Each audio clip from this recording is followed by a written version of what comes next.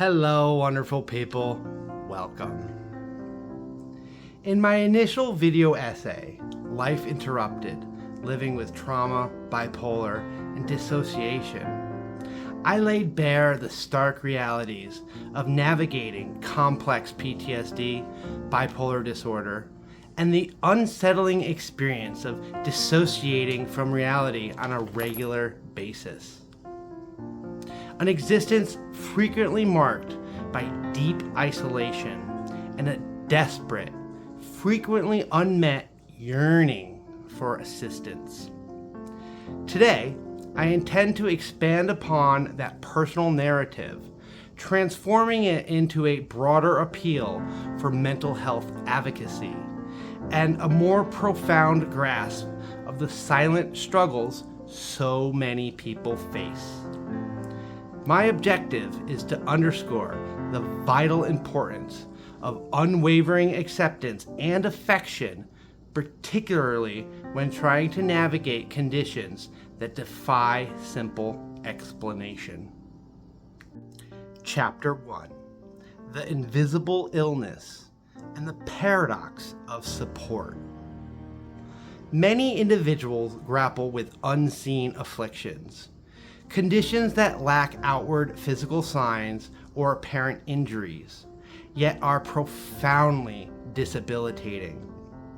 Without genuine care, such ailments, afflicting both mind and body, can often prove to be lethal. They are situations one cannot manage in isolation. Yet, a state of solitude is so often where I find myself. Each day, I live with the knowledge that my life could end at any moment. While of course this holds true for everyone, for healthy individuals, that thought remains a distant concept. But for me, it is a persistent, underlining awareness. My needs aren't extraordinary.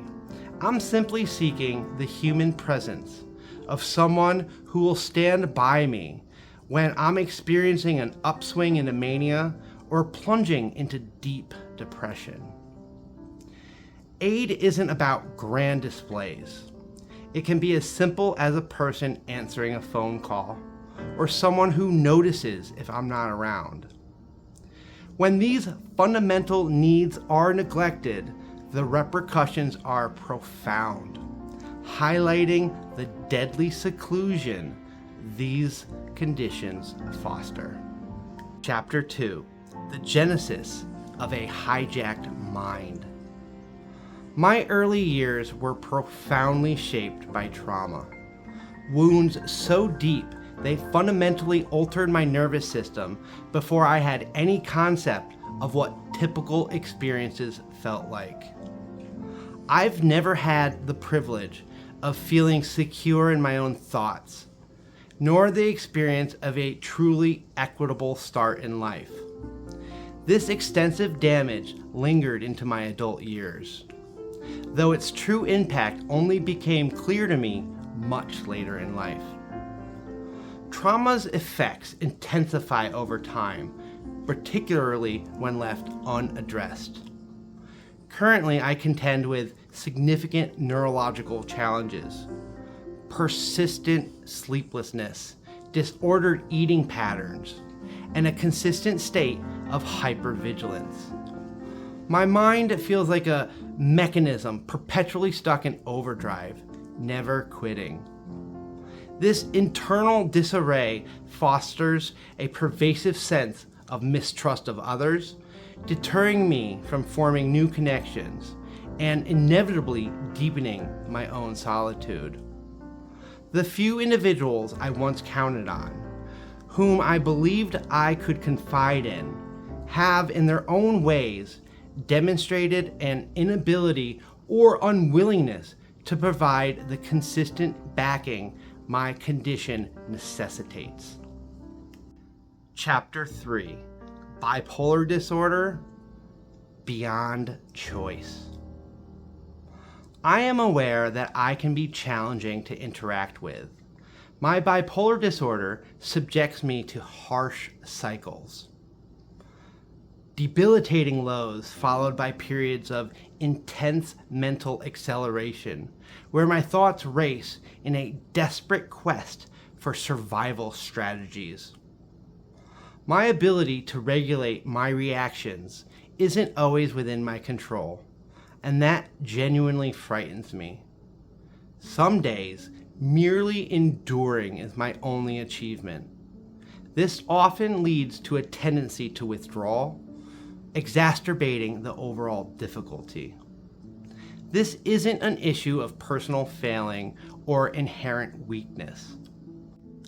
Trauma, biological predispositions, and mental illness mold us in ways we cannot simply elect to undo. If I possessed absolute determination, I wouldn't have bipolar disorder. I also would not have married somebody who ended up abusing me. I would not have tolerated someone who didn't treat me with respect and dignity.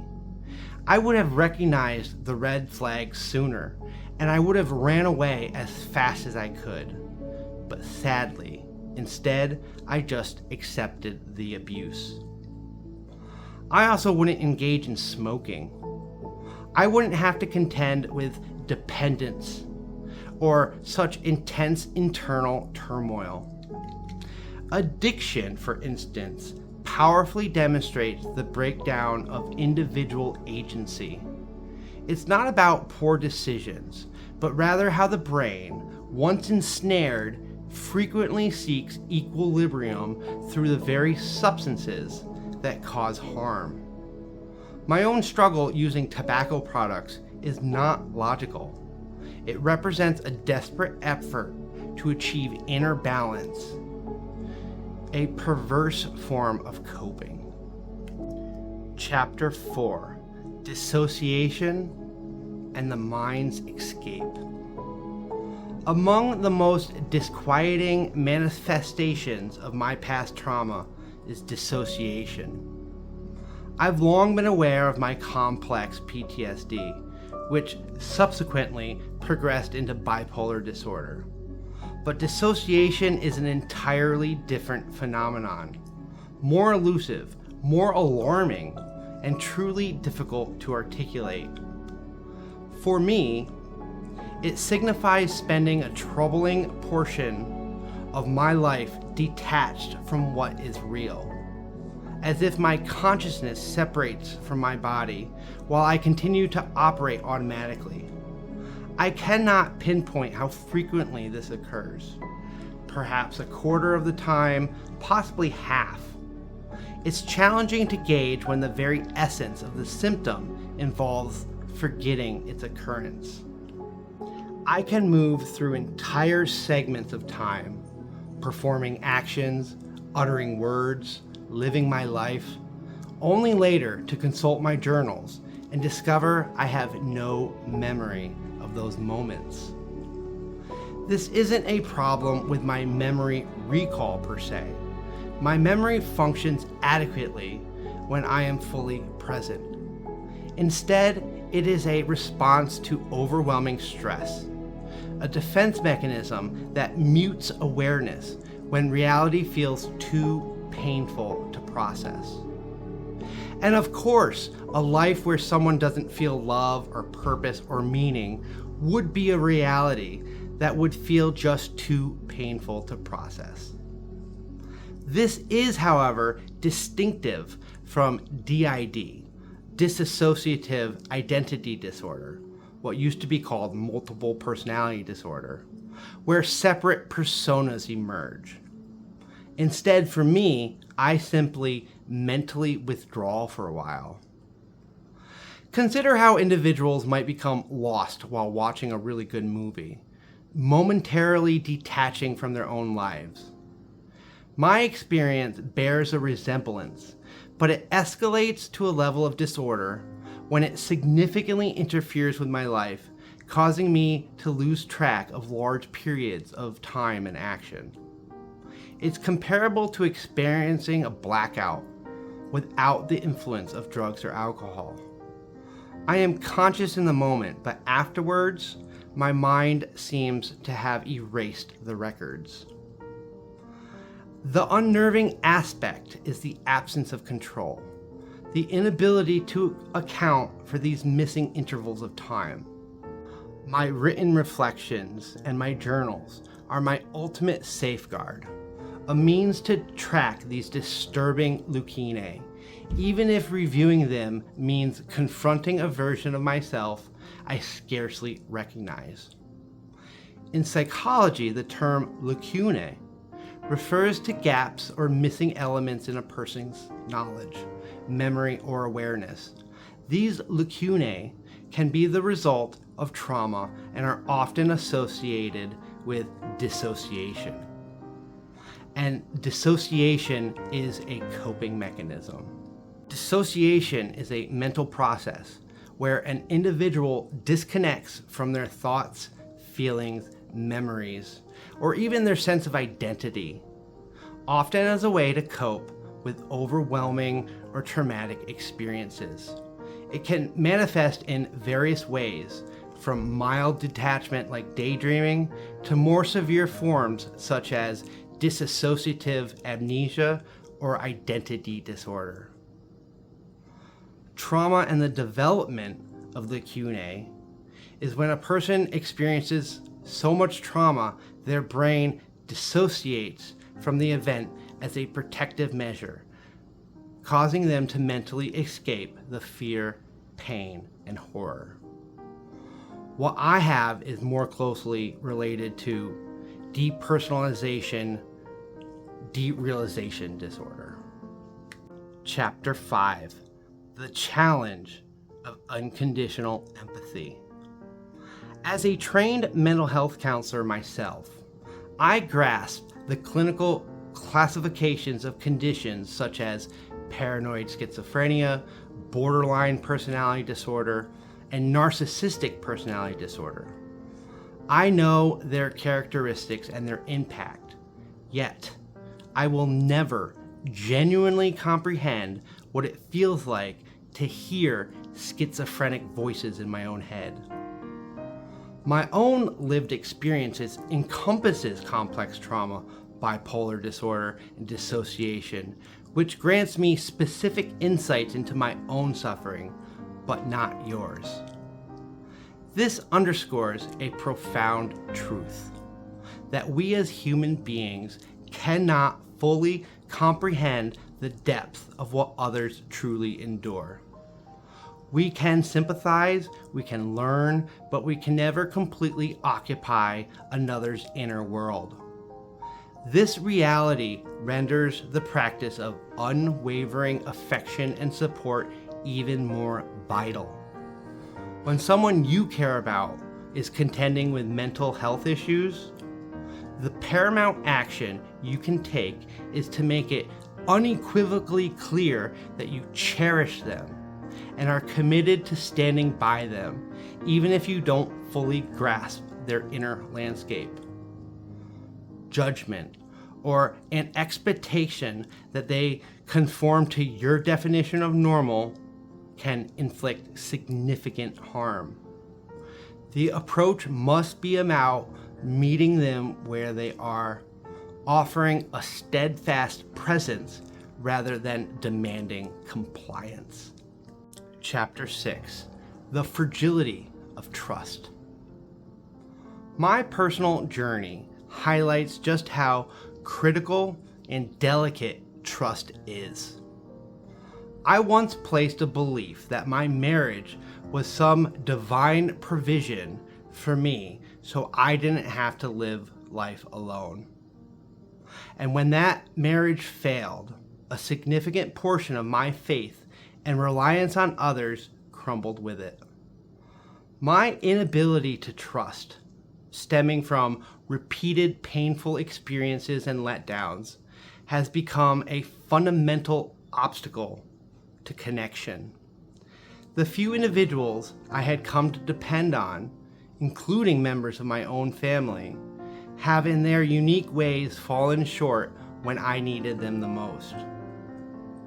This was not necessarily born out of malicious intent, but often from a deficit of understanding or an incapacity to provide the consistent backing my condition demands. When confidence is broken, its restoration is incredibly arduous. This fractured sense of reliance perpetuates a cycle of isolation, rendering it nearly impossible to form healthy, nurturing bonds essential for healing.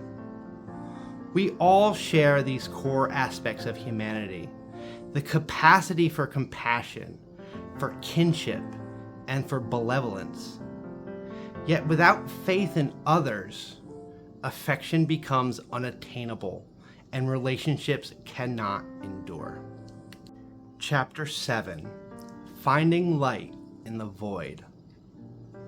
My grappling with spirituality and purpose, while deeply personal, also reflects a universal human struggle to discover meaning amidst adversity. I've traversed the desolate landscape of nihilism, a place where nothing seems to hold significance. Nihilism is a philosophical doctrine that denies the existence of objective meaning, truth, knowledge, or moral values. It encompasses various perspectives, with some nihilists believing that life is inherently meaningless, while others focus on the impossibility of knowledge or the absence of objective morality. Yet, even in the deepest despair, I find myself guided by an inner compass, a persistent yearning to be benevolent and kind. This intrinsic moral compass, whether an evolutionary trait or something more profound, possibly even divine, counters the allure of meaninglessness. Even though I've lost my childlike faith in an all-loving, powerful Heavenly Father, I still derive significant inspiration from the teachings of Jesus, particularly his critique of hypocrisy and his radical message of love, viewing it as a framework for kindness in a world that often lacks it. Within my own consciousness, I believe I possess what many Christian mystics describe as the Holy Spirit, an internal guide and embodiment of love, a gentle inclination towards benevolence, integrity, and personal growth despite pain. Perhaps I am merely experiencing the divine from an alternative perspective. As one insightful reflection proposed, even in my state of agnosticism, striving to live as if a divine presence exists and working towards good constitutes a form of belief. It is a radical sincerity that, should a divine entity truly exist, would surely value far more than empty adherence to dogma. Chapter 8: The Continuous Act of Survival. My current circumstances are lamentable and frequently feel profoundly unjust. My intellect, creativity, and capacity for joy are often overshadowed by the sheer necessity of perseverance. I am consumed by anxieties about passing away alone, recognizing that without assistance, I could simply fade away unnoticed. I've experienced homelessness. I've endured total loss more than once. The notion that my demise might genuinely go unremarked by anyone is heartbreaking. Nevertheless, here I am, alone in my own apartment, composing these words. This act of writing is my final safeguard against disappearing entirely, a desperate effort at self-preservation. This journey is an ongoing testament to enduring, a demonstration of the human spirit's capacity to persist.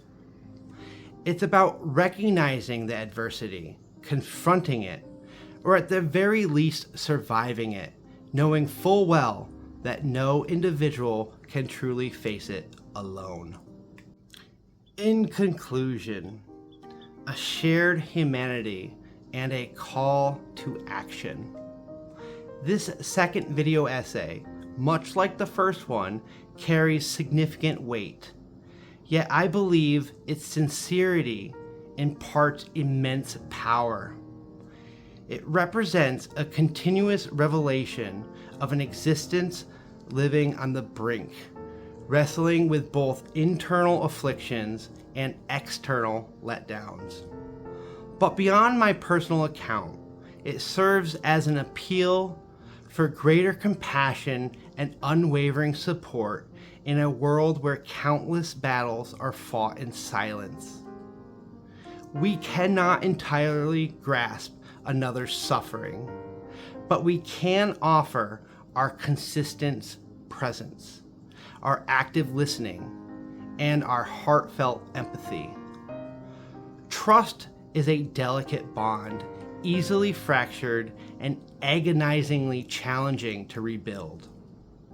If there is someone in your life contending with mental health issues, make it undeniably clear that you care for them and are committed to supporting them, even if you don't fully comprehend their internal experiences.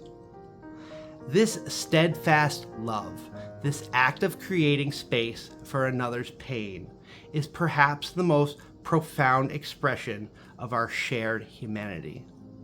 This idea about steadfast love reminds me of a key verse from the King James Bible about God's steadfast love for us. From Lamentations 3:22, which states, "It is the Lord's mercy that we are not consumed, because his compassions fail not." This has been my story of survival, struggling with the swings of bipolar and dissociation from reality, and yet I have survived and I continue to speak. Thank you for listening.